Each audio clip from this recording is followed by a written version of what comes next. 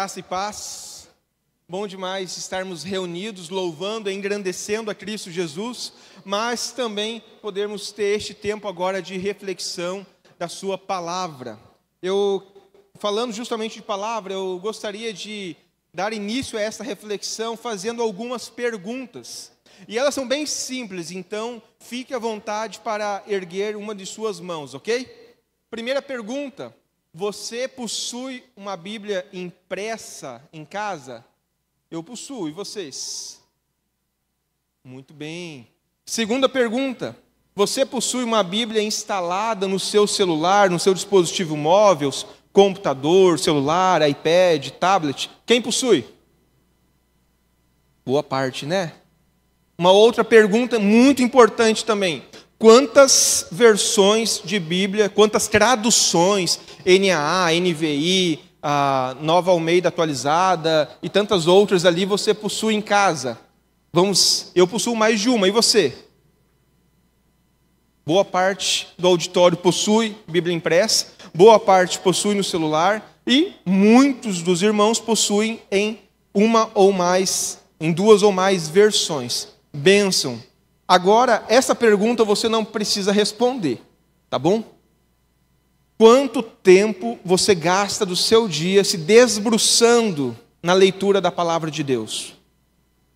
Você poderia dizer que você lê 10, 15, 20 minutos, ou 30, 50, uma hora?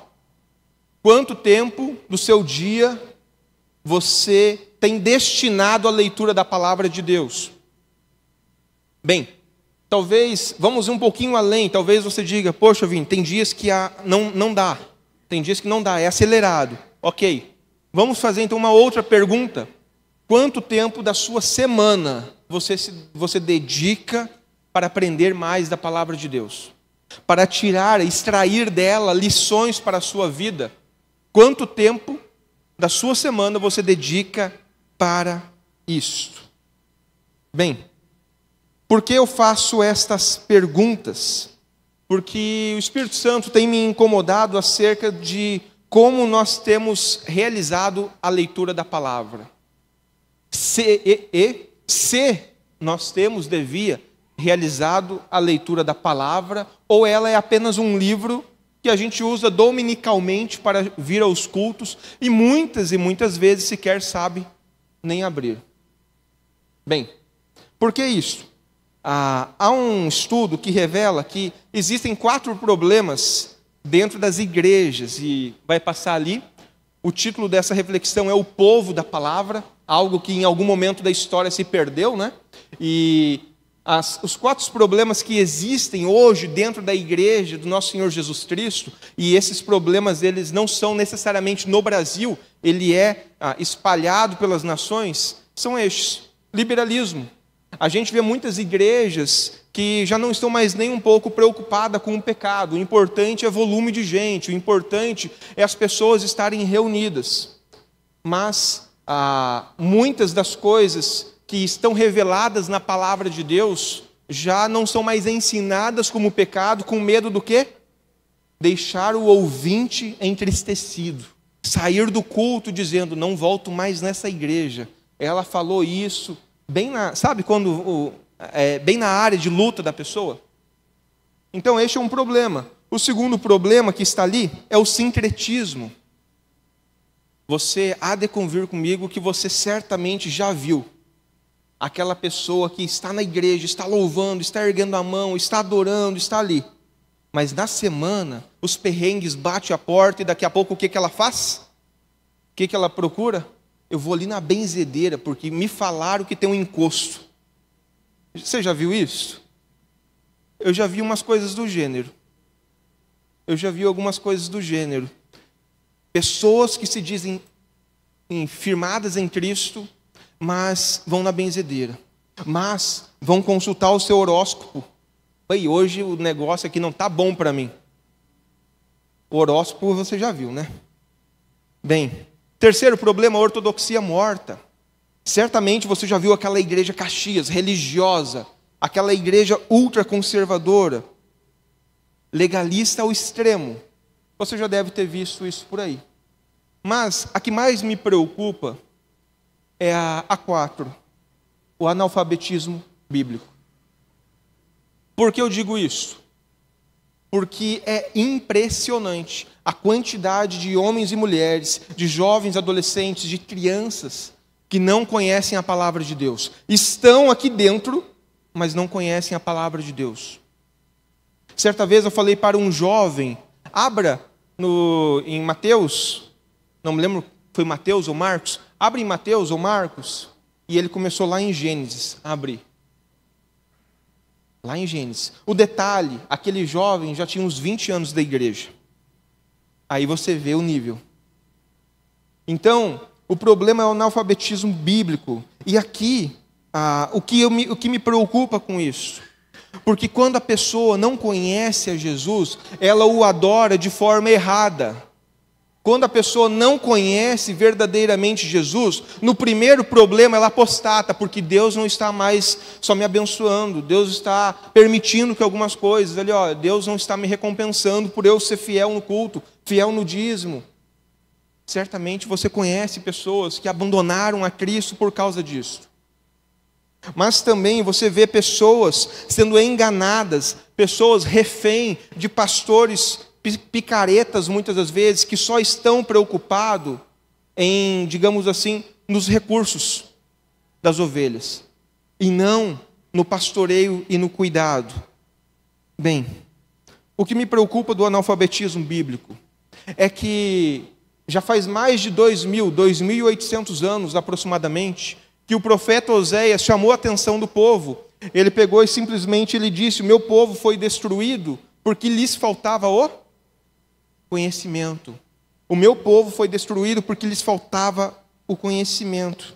E isso me preocupa, porque em 2.800 anos, e hoje com a acessibilidade que nós temos, e agora eu tenho a prova contra vós, porque vocês responderam que possuem Bíblia. Se alguém dissesse que não ia ter Bíblia, eu ia aqui na secretaria pegar e ia dar para você. Então, vocês têm, aonde eu chego, 2.800 anos se passaram e a gente vê que o povo ainda hoje não conhece a palavra de Deus. E isso me preocupa. Mas eu vou um pouquinho além ali. Pode passar o slide? Eu quero contar um pouquinho de história. Se você soubesse do sacrifício que foi para a Bíblia chegar até eu e você talvez daria um pouco mais de valor a ela. Nem sempre, vamos dividir 2.000 anos em frações de 500, por 3 frações de 500, ou seja, 1.500 anos praticamente, o povo não tinha a Bíblia impressa. Eles não tinham. Então, aqueles irmãos, eles tinham dificuldade, a Bíblia não era narrada na linguagem do povo. O povo não tinha acessibilidade, eles não conheciam as Sagradas Escrituras, eles não tinham acesso a ela. E, aproximadamente, então, 500 anos atrás, alguns homens, alguns pré-reformadores, alguns reformadores, começaram a traduzir a mesma. E quando eles traduziram, qual foi o preço que eles pagaram? Perseguição, acusados de heresia, e foram mortos de maneira, sendo torturados e por aí vai. Bem, você está entendendo? Às vezes eu e você temos a palavra de Deus na nossa casa e não damos valor, mas ela só está ali hoje porque homens deram a sua vida, se sacrificaram para traduzir para o idioma da comunidade local, para que elas pudessem entender e compreender. E aqui eu cito John Wycliffe. Ele fez as traduções de algumas partes, alguns trechos da Bíblia para o inglês. 43 anos após a sua morte, as autoridades locais mandaram saquear o túmulo onde ele estava, mandaram queimar os restos mortais e jogar em alto mar o pó do seu corpo, de tamanha rebelião que ele causara, ou seja, dele tornar a Bíblia acessível às pessoas. Na mesma linha, a gente tem ali John Hus, que foi preso e condenado à heresia e queimado em praça pública. Simplesmente queimado em praça pública na frente de tantos outros. E William Tyndale, em 536, foi acusado por heresia, por traduzir a palavra de Deus. Foi acusado por heresia, por divulgá-la, ela chegar até as pessoas. E por meio dele, a forma pela qual ele foi torturado, ele foi enforcado na frente de sua família. E enquanto estava se rebatendo, ele ainda foi queimado vivo. O sacrifício desses homens foi tamanho para que o povo, a comunidade local, a sociedade, tivesse acesso às Sagradas Escrituras. Agora veja, ali atrás, 500 anos atrás, eles estavam pagando um preço de morte, de serem acusados como hereges, de serem brutalmente assassinados. E nós, muitas vezes, usamos a Bíblia tipo como na cabeceira da porta. Usamos, às vezes, ela está em cima de um balcão, em cima da mesa e tudo mais por semanas. E a gente sequer toca. Porque eu quero chamar a sua atenção por meio dessas histórias. Eu quero lhe convidar hoje à noite a refletir acerca do povo da palavra. A importância de retornarmos ao caminho.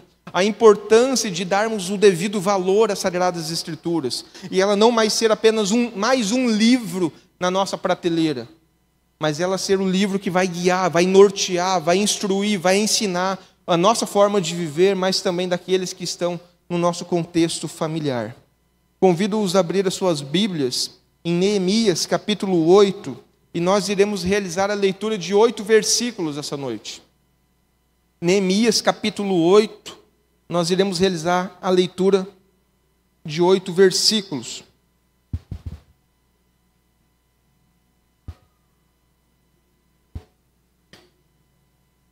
A palavra de Deus diz, versículo 1, capítulo 8, versículo 1.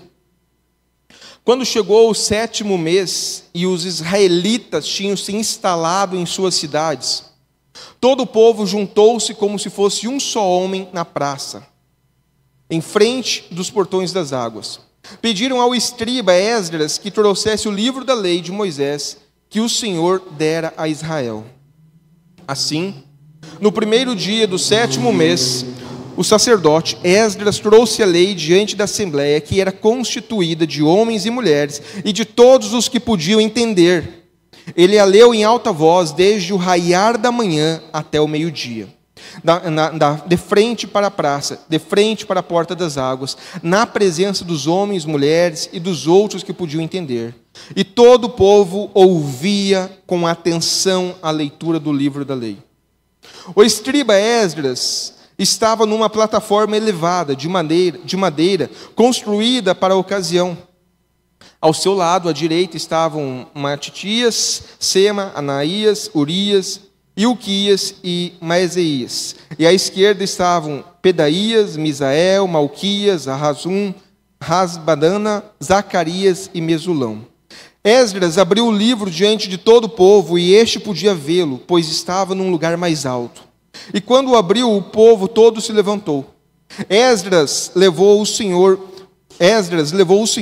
o grande Deus, e todo o povo ergueu as mãos e respondeu: Amém, Amém.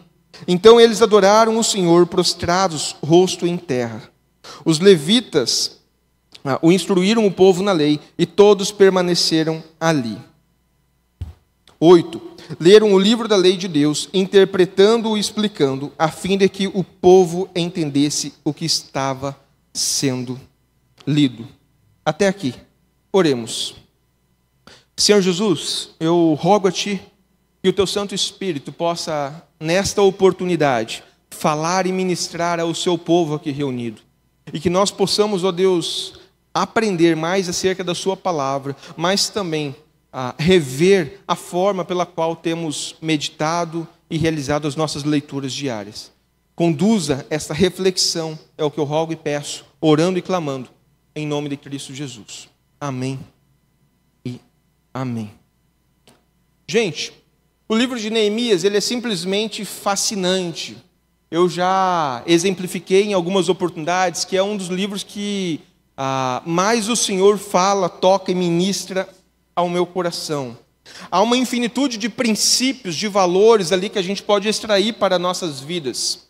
E hoje eu quero lhes conduzir nesse sentido da palavra de Deus. Se você olhar o início do capítulo 1, você vai ver que Neemias estava diante do rei, ele ali trabalhava ao rei, e o seu irmão chega e diz para ele o seguinte: olha, a cidade de Jerusalém, ela está destruída, os seus portões foram queimados, as casas, templos, está tudo em ruínas.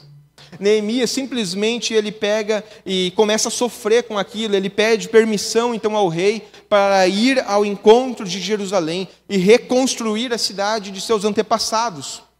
E essa reconstrução ela foi dividida em 3 etapas. Pode passar ali. A primeira etapa que a gente vai ver é que ele reconstruiu os portões, ele reconstruiu os muros, ele ajudou na reconstrução das casas e por aí vai. Essa foi a primeira etapa. Colocou em ordem a parte ali da segurança. Por que segurança? Uma cidade naquele contexto, sem muros, sem portões, ela facilmente seria invadida por qualquer pessoa que estivesse a passar. Então, as pessoas que moravam ali facilmente poderiam ser assaltadas, ou até mesmo animais inóspitos poderiam ir ali e causar algum dano. Mas também a gente vê ali uma segunda restauração. A gente vê a restauração de ordem política, social e religiosa, até chegar então na terceira restauração, a restauração espiritual, a qual foi promovida na parceria ali de Neemias com o sacerdote Esdras, e foi a passagem ali que a gente fez a leitura. Bem, dentre tantas ações que a gente pode extrair, e em várias outras oportunidades eu conduzi no sentido das portas e muros, hoje eu quero conduzir nesse sentido da palavra. Este é o tempo que Deus tem para nós literalmente reconstruirmos a nossa vida espiritual. Nós olharmos para a nossa história de vida e pensarmos: será que estamos dando o devido valor à palavra de Deus? Será que temos realmente nos portado com aquilo que aqui está ensinado, instruído para nós? Será que nós valorizamos a história daqueles valentes que pagaram um alto preço para que ela chegasse até eu e você? Bem, diante disso, eu quero lhes convidar a olharmos para estes 8 versículos e extrairmos algumas lições para nós. Lhes convido aí mais uma vez a ler o versículo 1 e 2. O versículo 1 e 2 vai dizer: quando chegou o 7º mês e os israelitas tinham se instalado em suas cidades, todo o povo juntou-se como fosse um só homem na praça em frente das portas das águas. Pediram ao escriba Esdras que trouxesse o livro da lei de Moisés que o Senhor dera a Israel. Assim, no primeiro dia do 7º mês, o sacerdote Esdras trouxe a lei diante da assembleia, que era constituída de homens e mulheres e de todos que podiam entender. Esse texto ele é muito claro.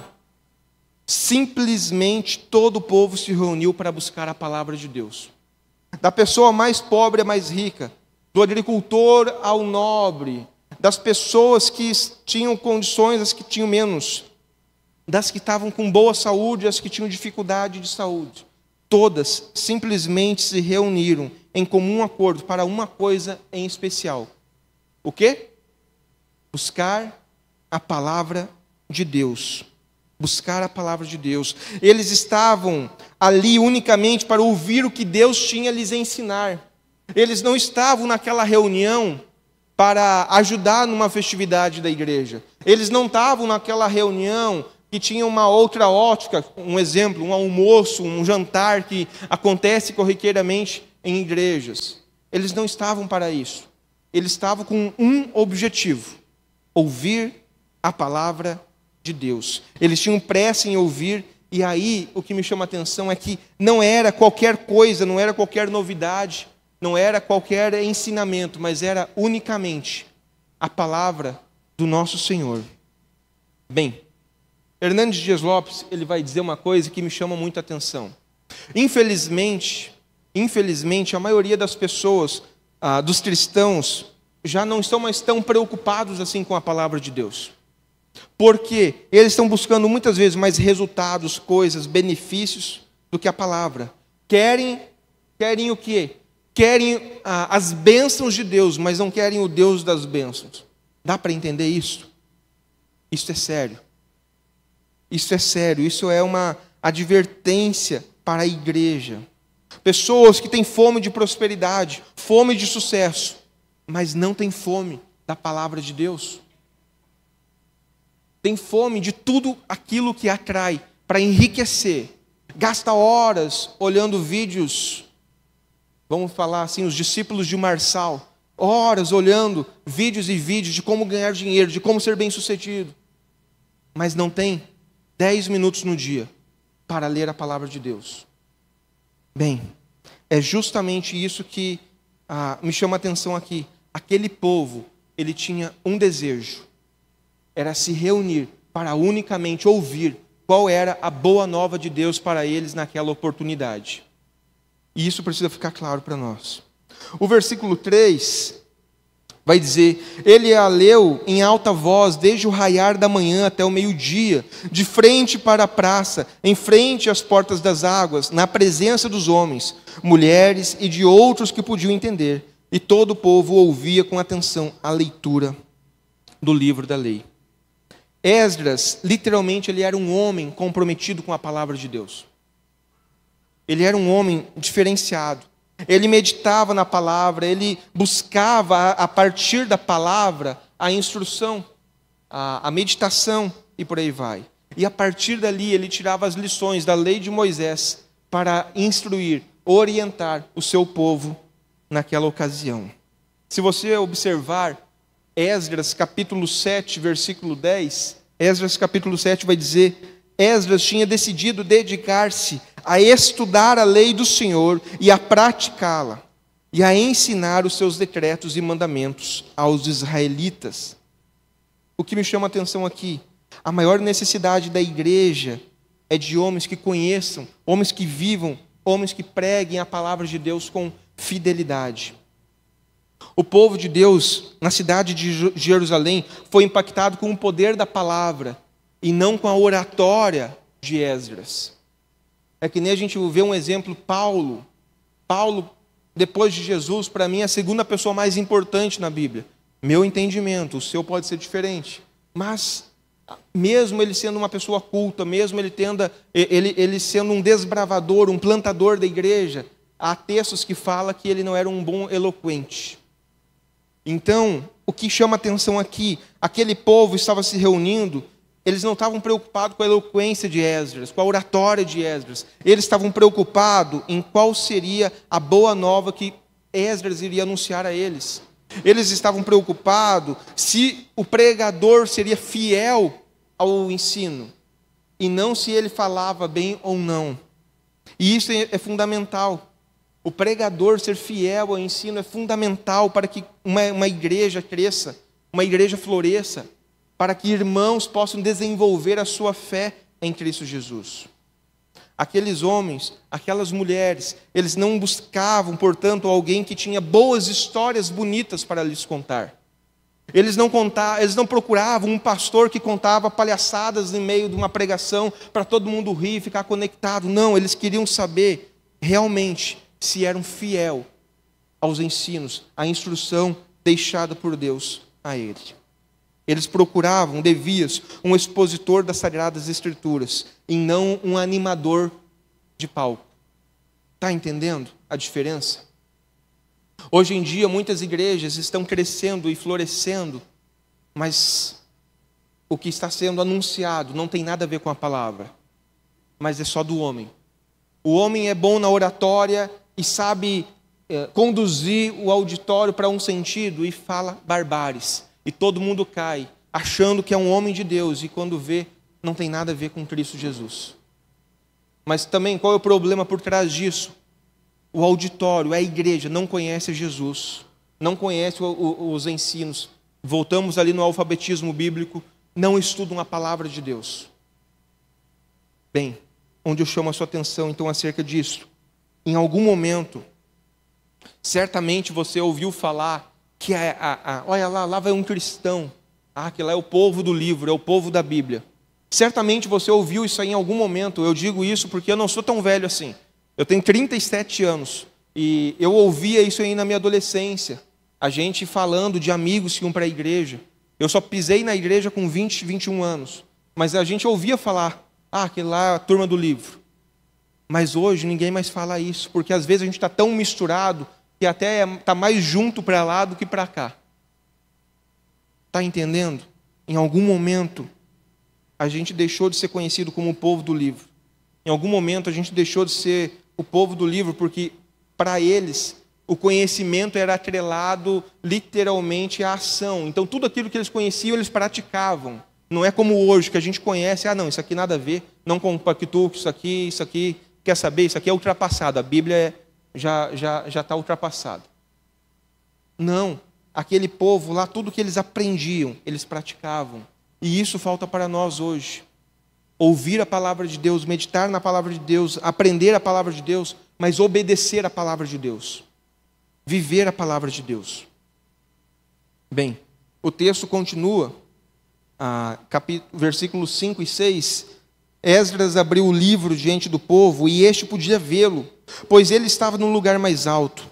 E quando abriu o livro, o povo todo se levantou. Esdras louvou o Senhor, o grande Deus, e todo o povo ergueu as mãos e respondeu, amém, amém. Então eles adoraram o Senhor, prostrados, rosto em terra. Gostaria de chamar sua atenção aqui para algumas virtudes daqueles ouvintes. Algumas virtudes daqueles ouvintes.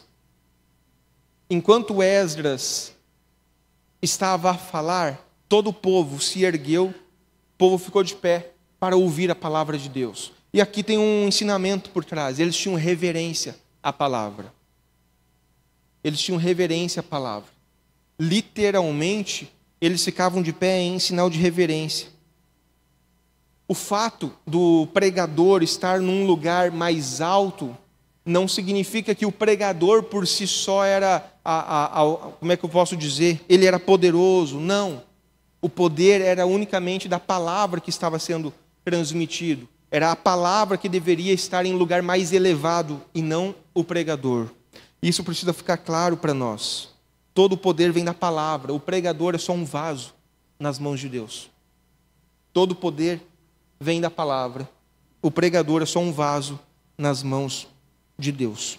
Então, aquele povo literalmente ficava em pé, em sinal de respeito da palavra de Deus. Mas também fala ali que, com logo ele acabara a prece, a oração, o povo em alta voz dizia?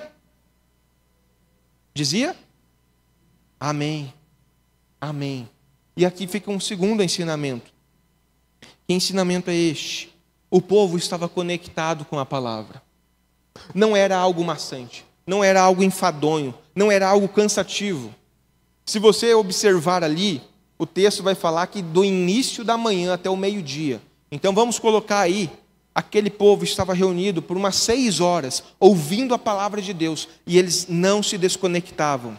Simplesmente eles estavam atentos, eles tinham sede, eles tinham desejo de aprender mais acerca da palavra de Deus. E isso fica aqui uma exortação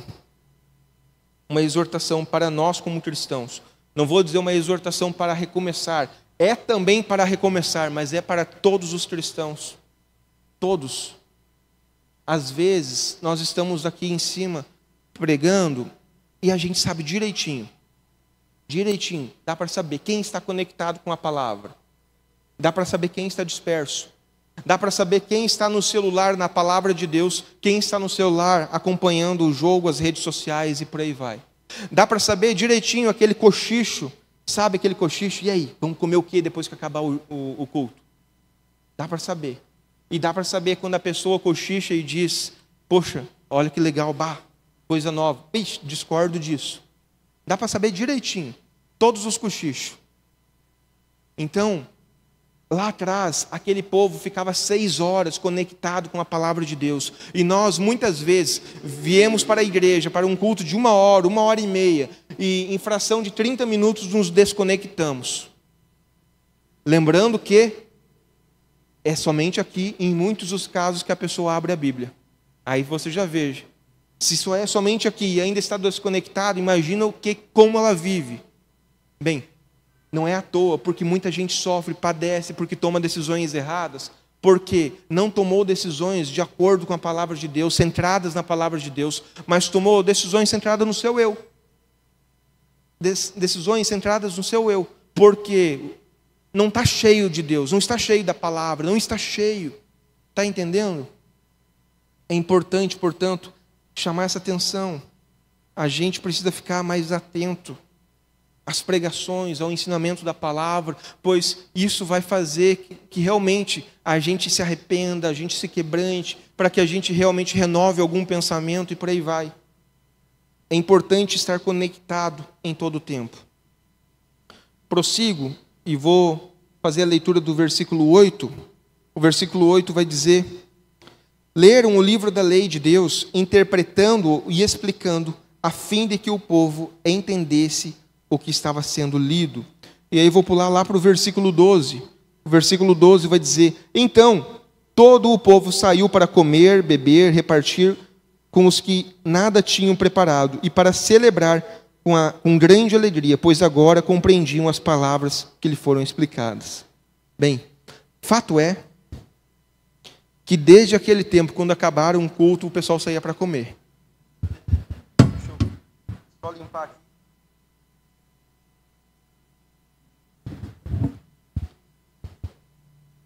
Bem, onde eu chego com isso? O reavivamento que aquela nação, aquele povo estava enfrentando, não foi um apelo à emoção.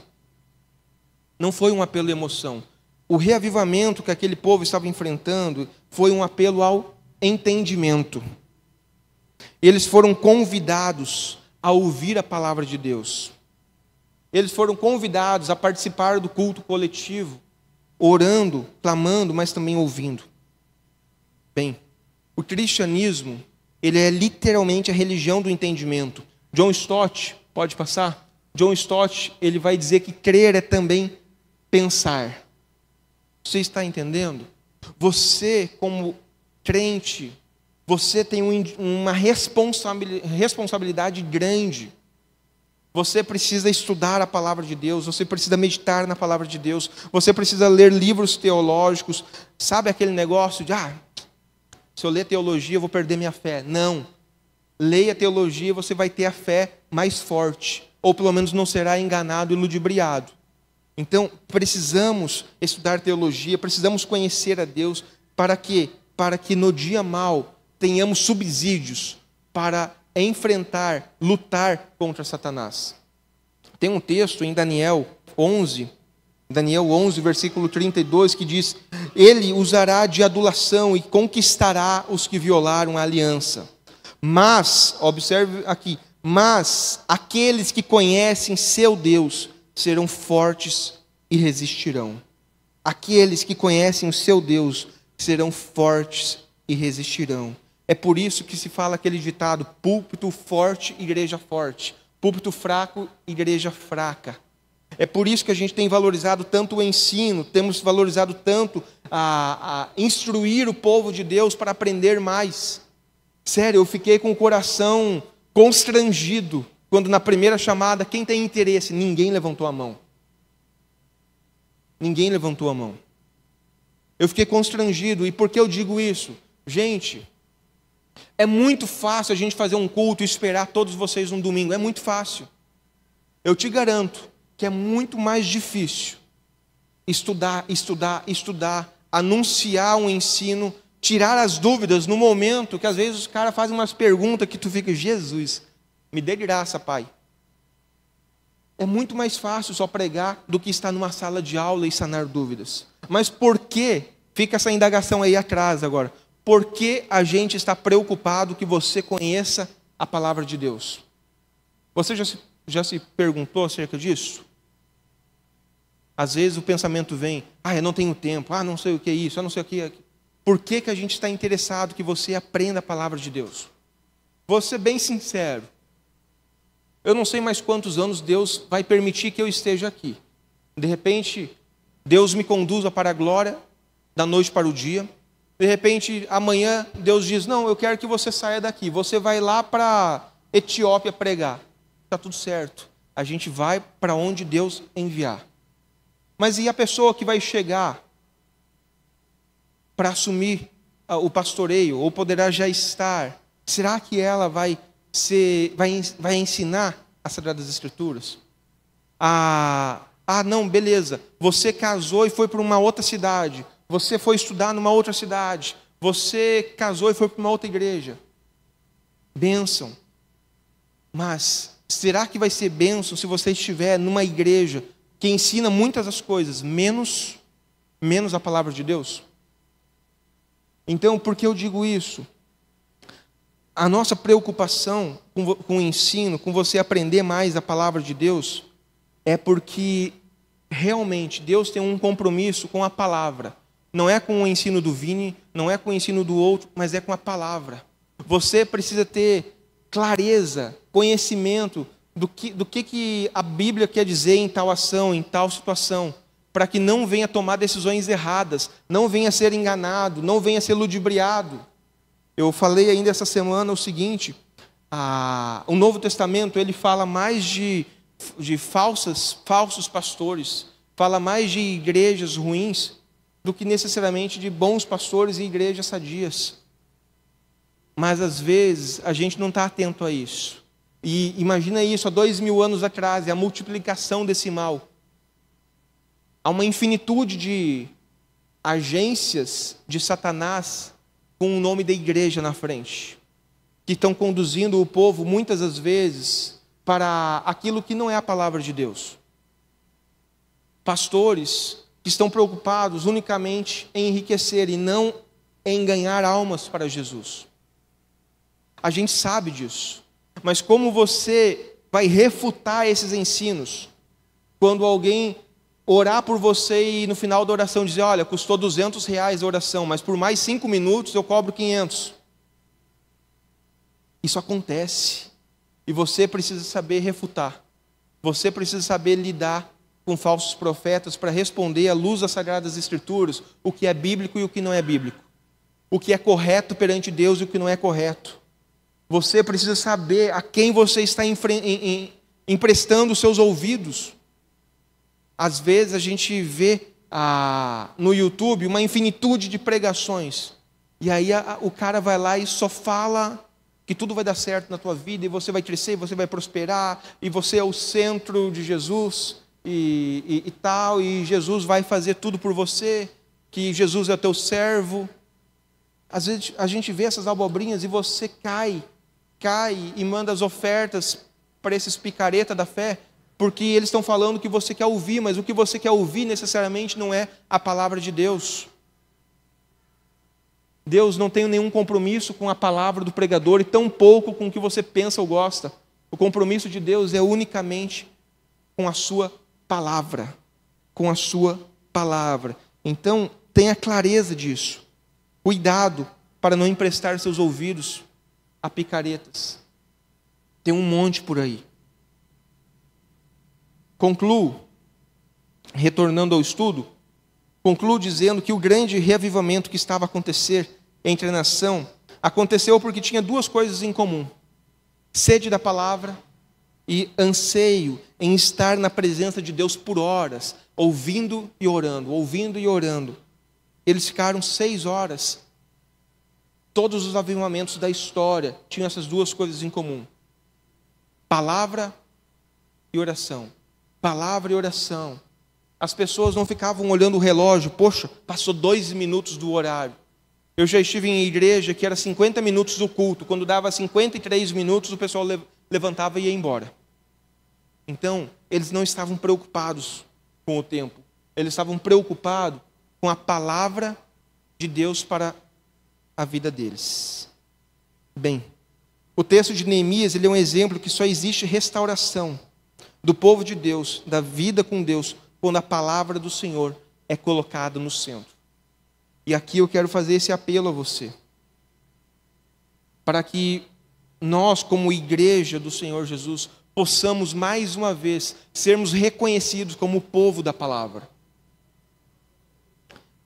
Todas as vezes que o povo abandonava, o caminho era muito claro.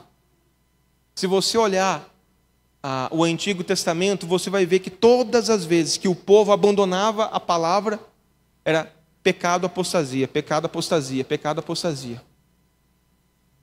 Então, todas as vezes que nós nos afastamos um pouco da palavra, nós começamos a pecar. Todas as vezes que nós nos afastamos mais um pouco, a gente começa a ouvir pessoas que não são tão boas, e daqui a pouco a gente está apostatando. Eu posso ser um crente sozinho em casa, não preciso estar na igreja. Eu vou montar o meu cardápio espiritual semana após semana, ali pelo YouTube. Está entendendo? Hebreus vai dizer: não deixai-vos de estar na reunião, como era o costume de outros outrora. Bem, todas as vezes que isso acontecia, o povo apostatava, o povo saía de Deus. O desafio que eu quero deixar para você hoje é o seguinte: nós temos um compromisso como igreja com a palavra de Deus. E o nosso compromisso com a palavra de Deus também faz parte para com você, para que você possa abrir a sua Bíblia e você possa compreender. Você não precisa ficar dependendo do Vinícius, do Jardel, de outros pastores da igreja, de um líder. Não, você precisa abrir a Bíblia e você tirar dela as lições, as aplicações para a sua vida, e não ficar refém de uma outra pessoa, de um intermediador. Por que eu digo isso?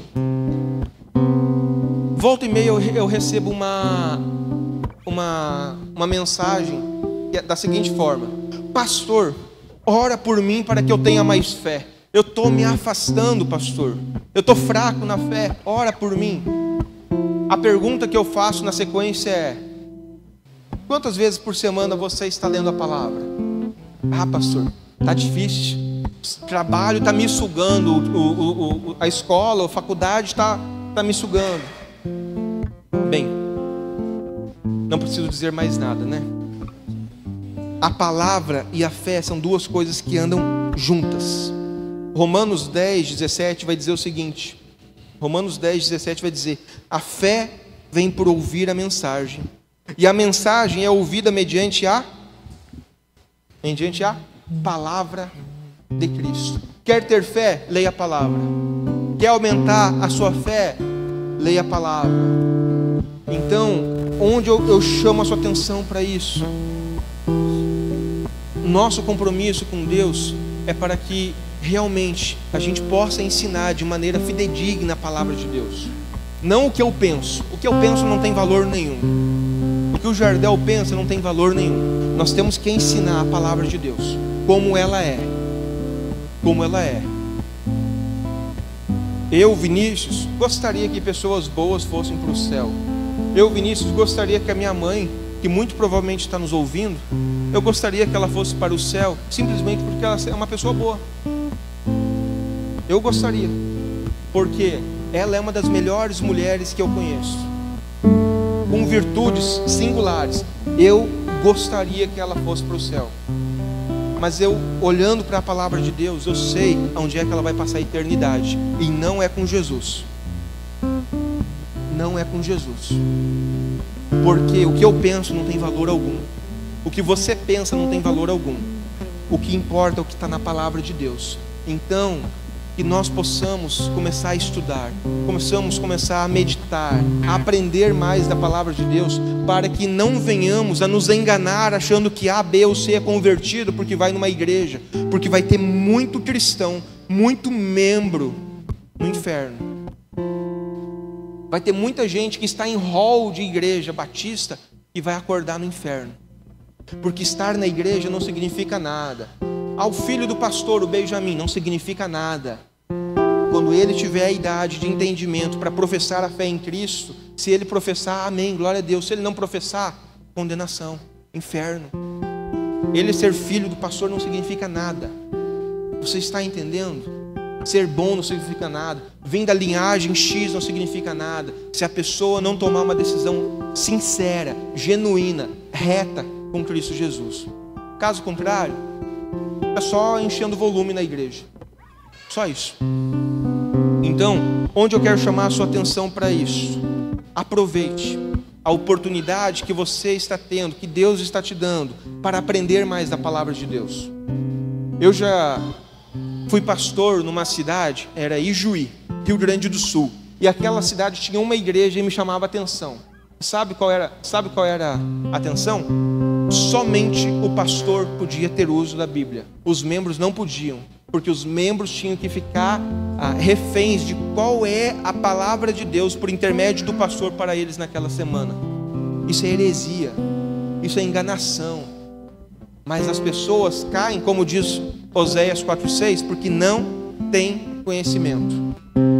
Então aproveite essa oportunidade que, como igreja, a gente está lidando, para que você tenha condições de interpretar, de estudar, até mesmo de um dia chegar: poxa, pastor Vini, eu estudei a Bíblia e eu vi aqui que, olha, neste texto, nesse versículo, eu tenho uma discordância com o senhor. Bênção, vamos estudar mais a fundo. Já aconteceu uma vez, teve um irmão, um jovem, de quando eu era pastor de juventude, ele chegou: Vini, eu discordo de você neste versículo, vamos estudar? Vamos. Eu cheguei para ele e falei: cara, eu fiz uma exegese, eu tirei do texto o que não está no texto, porque como pastor a gente tem que fazer a exegese, tirar do texto o que o texto diz, o que Deus quis revelar, e não o que eu queria falar. Está entendendo? Que você possa ter condições, seja na Recomeçar, ou amanhã ou depois você está em uma outra cidade trabalhando, estudando, ou até mesmo não se identificou com a igreja, tudo certo, mas você possa ter conhecimento para não ser enganado por lobos ferozes, que muitas das vezes vestem a carapuça de pastores, apóstolos e afins. Então, deixa esse desafio. Ao final do culto vai ter as folhinhas das inscrições para o curso de formação. Aproveite essa oportunidade de conhecer mais a Deus, para que não seja mais enganado ou ludibriado. Finalizo perguntando: você está disposto, portanto, então, a conhecer a palavra? Está disposto a viver os ensinamentos e a ensinar? Eu quero te convidar a ficar de pé. E se Deus falou com você sobre a necessidade de recomeçar, sobre a necessidade realmente de dar o lugar devido de honra da palavra de Deus à sua vida, você realmente começar a ler, a estudar, a praticar,